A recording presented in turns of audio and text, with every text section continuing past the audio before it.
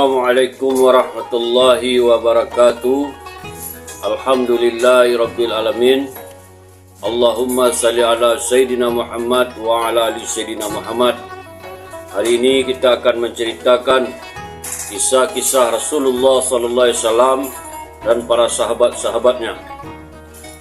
Sebelum kita menceritakan kisah ini, jangan lupa di subscribe, like, komen, dan share konten ini. Kisah tentang meminta izin untuk masuk ke suatu tempat.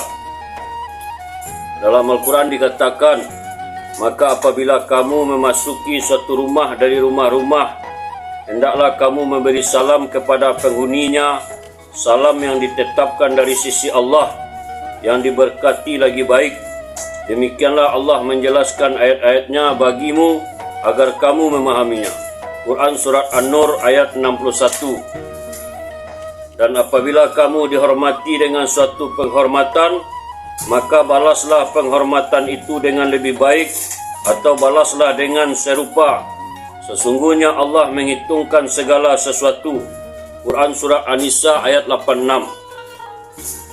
Sudahkah sampai kepadamu Muhammad cerita tamu Ibrahim, malaikat-malaikat yang dimuliakan?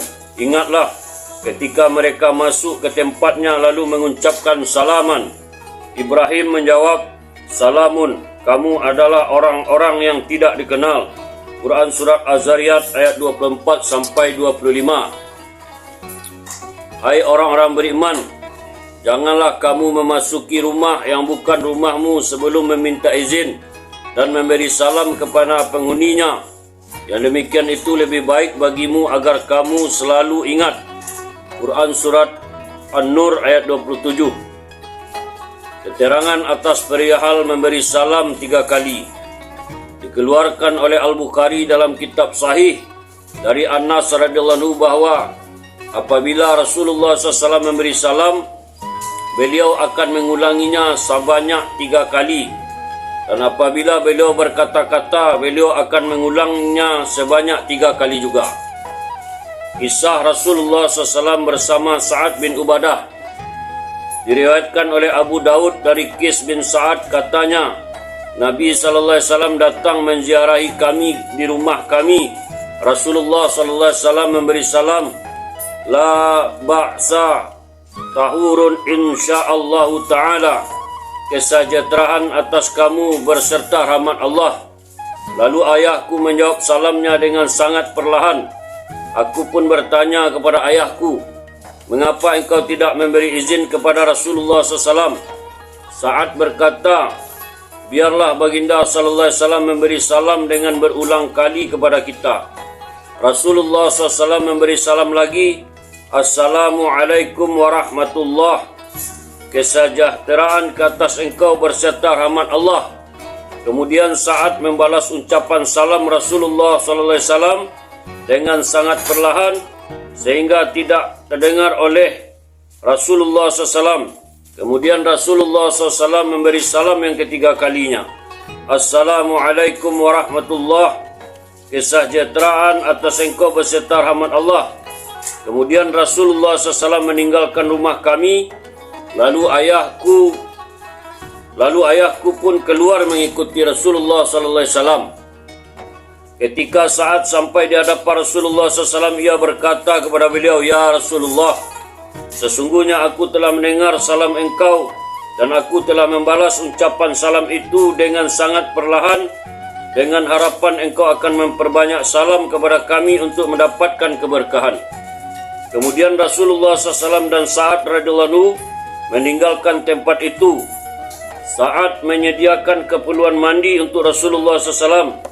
Kemudian setelah Rasulullah SAW selesai mandi, Sa'ad pun memberikan kepada baginda sehelai kain yang telah dibubuhi zafaran atau wars.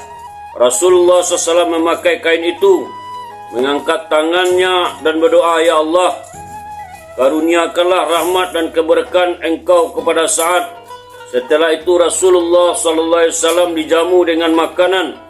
Ketika Rasulullah SAW ingin pulang, Sa'ad menyediakan seekor himar yang sudah berpelana untuk beliau pulang.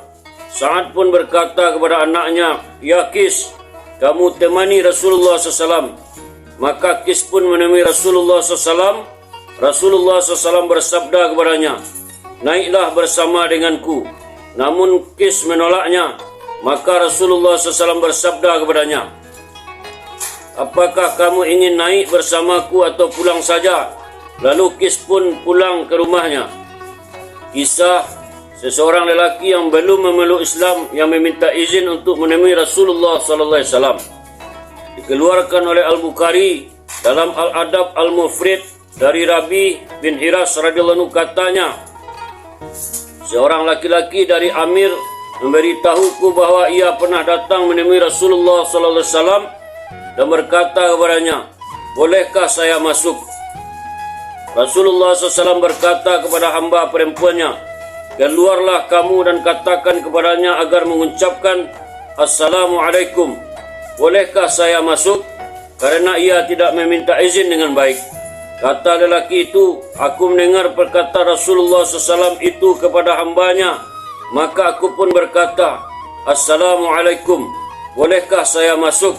Rasulullah SAW menjawab, Wa'alaika, masuklah. Maka dinyatakan hadis sebagaimana yang dikeluarkan oleh Abu Daud, juga sebagaimana dalam Majmu'ut Fawaid. Umar dan Abu Hurairah meminta izin untuk masuk menemui Rasulullah SAW. Dikeluarkan oleh Ahmad dari Ibnu Abbas radhiyallahu anhu, katanya, Umar datang menemui Rasulullah SAW yang sedang berada di dalam kamarnya. Umar berkata, Assalamualaikum ya Rasulullah. Assalamualaikum, bolehkah saya masuk? Bolehkah Umar masuk?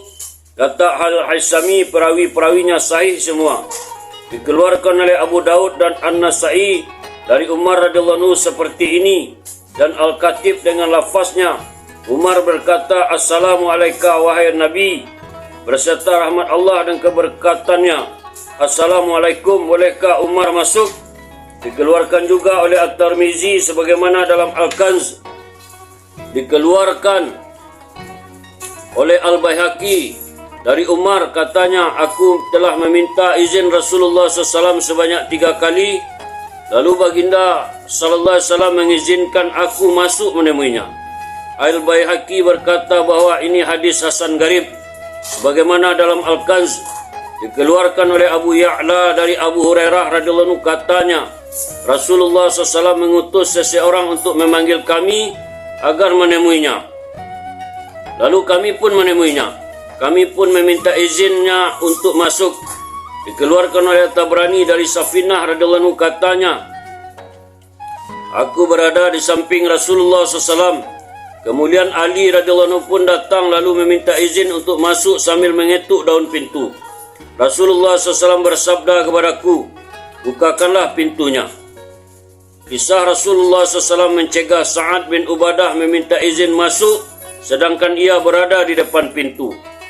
Dikeluarkan oleh At-Tabrani dari Sa'ad bin Ubadah radhiyallahu anhu bahwa ia pernah meminta izin masuk untuk menemui Rasulullah SAW. Sedangkan ketika itu ia berdiri di depan pintu. Rasulullah SAW bersabda kepadanya, janganlah kamu meminta izin masuk sedangkan kamu sudah berdiri di depan pintu.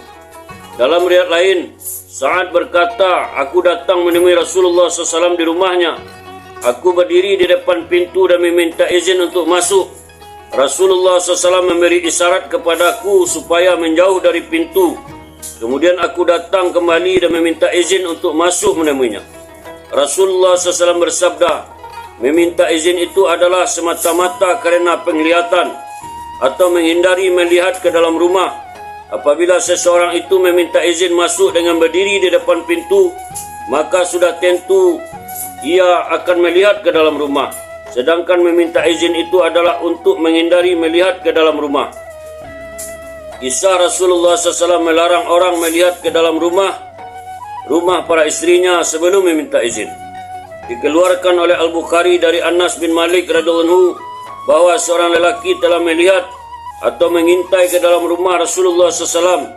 Maka Rasulullah SAW berdiri lalu mendekatinya dengan memegang anak panah di tangannya. Aku melihat seolah-olah Rasulullah SAW mengarahkan anak panah itu ke mata lelaki itu. Dalam riwayat Al-Bukhari juga dari Sahal bin Sa'ad As-Sa'idi radhiyallahu anhu bahwa seorang lelaki telah mengintip kamar Rasulullah SAW melalui pintunya. Ketika itu Rasulullah SAW sedang memegang sebatang kayu atau besi, lalu mengetuk kepala lelaki itu dengan benda itu. Ketika lelaki itu muncul di hadapannya, Rasulullah SAW bersabda, "Jika aku mengetahui bahwa kamu mengintipku, pasti aku akan mencolok matamu dengan kayu ini." Rasulullah SAW lalu bersabda, "Sesungguhnya izin itu diminta adalah untuk menjaga penglihatan." Alhamdulillah, itulah kisah tentang Rasulullah SAW dan para sahabat untuk meminta salam, untuk mengucapkan salam atau bertamu ke rumah seseorang. InsyaAllah apa yang kita dengar, niat kita mengamalkan untuk sampaikan kepada orang lain. Kita tutup dengan doa, Subhanallah wa bihamdihi, Subhanallah wa bihamdika, asyhadu an la ilaha illa anta astaghfiruka wa atubu ilaik. Assalamualaikum warahmatullahi wabarakatuh.